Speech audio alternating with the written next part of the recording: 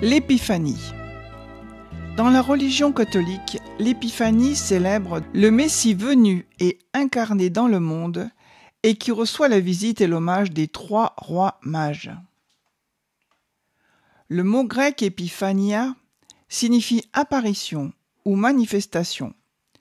Plus profondément, il se réfère ici à la manifestation dans la chair du Christ qui, s'incarnant dans la Vierge Marie à Noël, vient pour le salut des hommes. Mais l'utilisation du terme est antérieure au christianisme.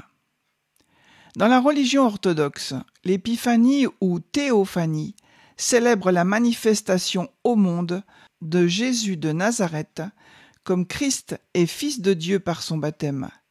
Elle a lieu le 6 janvier.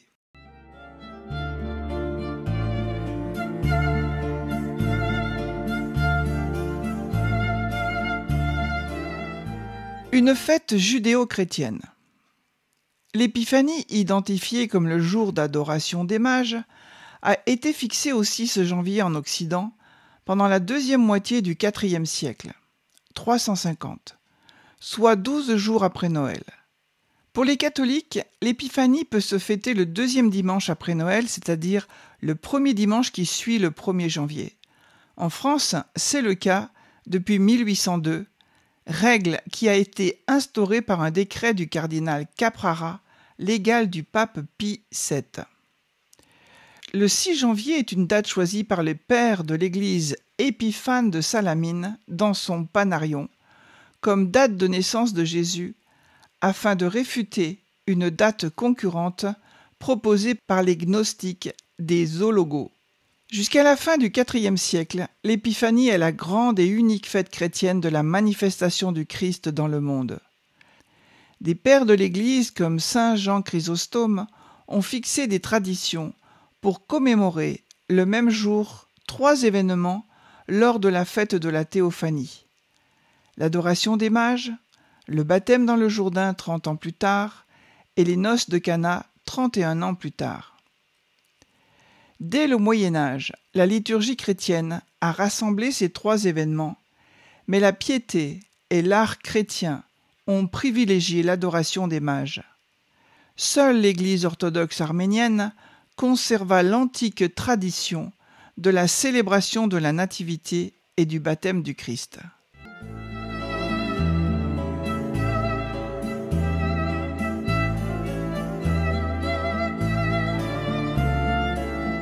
À l'origine, une fête de la lumière. Dans le calendrier solaire, avant de s'inscrire dans le prolongement chrétien de Noël, l'épiphanie s'inscrit dans le cycle qui commence au solstice d'hiver, le 22 décembre. Cette nuit du solstice, la plus longue de l'année, annonce le rallongement des jours et, par extension, la renaissance de la lumière, censée être à l'origine de toute chose, notamment dans le calendrier agricole. Vers le 6 janvier, les jours commencent à s'allonger de façon sensible, confirmant la promesse de la nuit solsticiale. On célèbre alors l'épiphanie, la manifestation de la lumière. La notion d'épiphanie s'est retrouvée tour à tour dans la fête de la lumière sous l'Antiquité, dans les fêtes romaines et dans les fêtes chrétiennes, avant d'être sécularisée. Par sa forme ronde et sa couleur dorée, la galette des rois, partagée à l'épiphanie, symbolise le soleil. Dans l'Antiquité et à l'origine, l'épiphanie tire son fond et son sens des célébrations païennes de la lumière, comme l'indique l'étymologie des mots grecs, illustre, éclatant, briller. Les épiphanes sont, dans la culture grecque, les 12 divinités de l'Olympe apparues aux hommes avec en premier lieu Zeus, le dieu de la justice céleste. Il est à noter également que c'est ce jour, en tout cas son équivalent, car le calendrier julien alors en vigueur diffère du nôtre, qu'avait lieu dans la Rome antique la fête des 12 dieux épiphanes, autrement dit les 12 Olympiens. La notion d'épiphanie a par exemple été retrouvée sur des pièces de monnaie du second siècle avant Jésus-Christ. À Rome, ce vocable avait une connotation impériale et désignait la venue d'un souverain ou encore une allusion à la célébration du culte Sol Invictus, Soleil invaincu, dédié à Mitra, déité indo-iranienne issue du mazdéisme.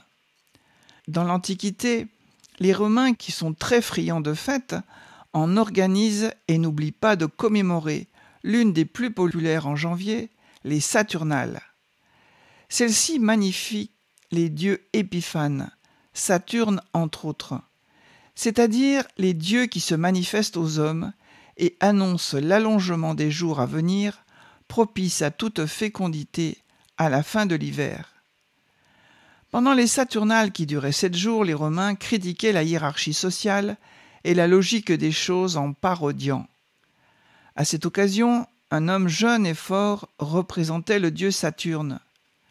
À l'issue de la fête, lui ou son simulacre était sacrifié au dieu pour lui apporter sa force et sa jeunesse. Comme aujourd'hui encore, on brûle solennellement le bonhomme Carnaval. Parmi les jeunes soldats, un roi était élu et pouvait commander tout ce qui lui plaisait. Plus de maîtres, plus de serviteurs, plus d'esclaves, plus de travail. Chacun revêtait comme il lui plaisait les vêtements des autres, buvait et mangeait son sou.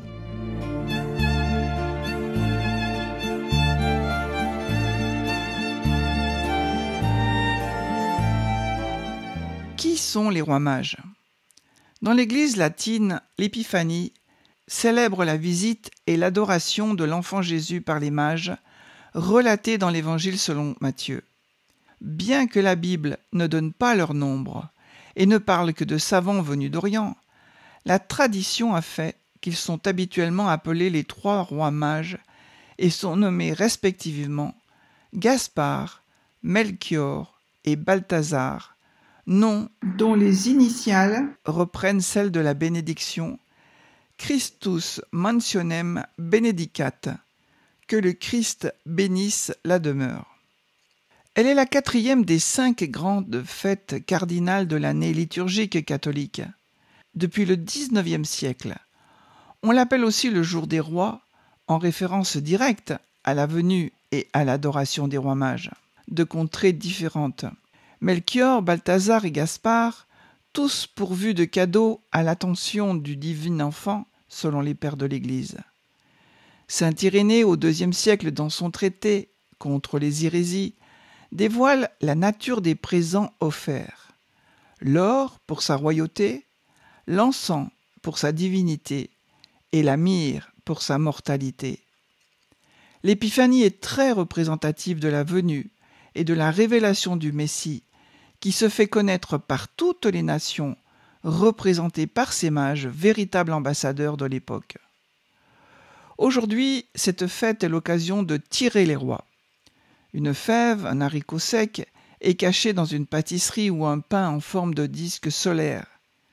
Ce disque peut être l'argument de beaucoup d'interprétations liturgiques et présages, comme une sainte auréole par la brioche ou encore l'éclat des rayons du soleil par une galette. Le roi, élu en question, grâce à la fève, peut ordonner ce qu'il souhaite le temps du gala. Seul l'évangéliste Matthieu mentionne cet épisode sans plus de détails dans le Nouveau Testament.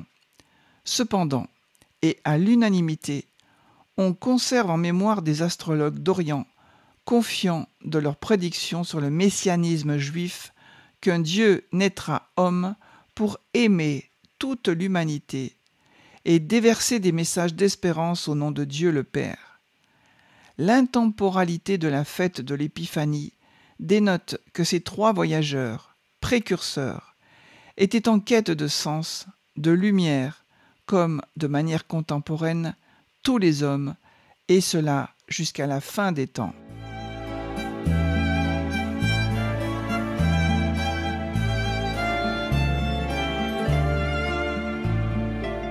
Sens chrétien de l'Épiphanie.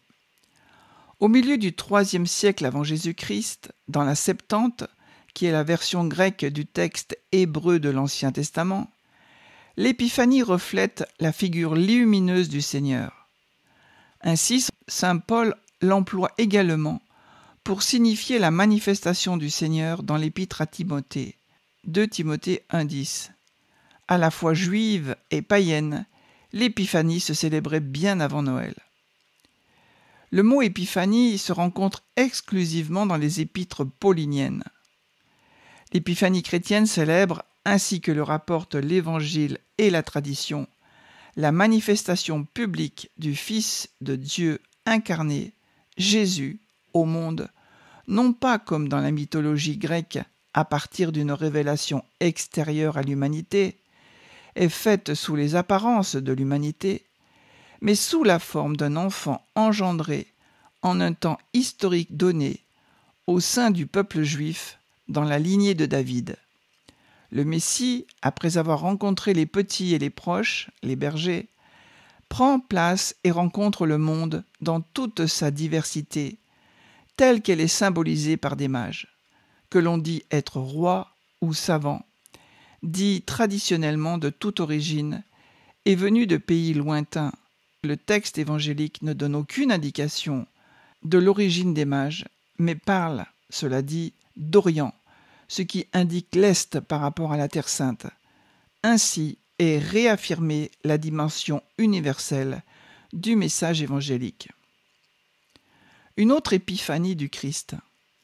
Dans la synagogue de Nazareth où il a grandi, il lit la prophétie du livre d'Isaïe le concernant et montre la réalisation aujourd'hui en sa propre personne. L'Évangile selon saint Luc, chapitre 4. L'Esprit du Seigneur est sur moi, parce que le Seigneur m'a consacré par l'onction. Il m'a envoyé porter la bonne nouvelle aux pauvres, annoncer aux captifs leur libération et aux aveugles qu'ils retrouveront la vue, remettre en liberté les opprimés, annoncer une année favorable accordée par le Seigneur.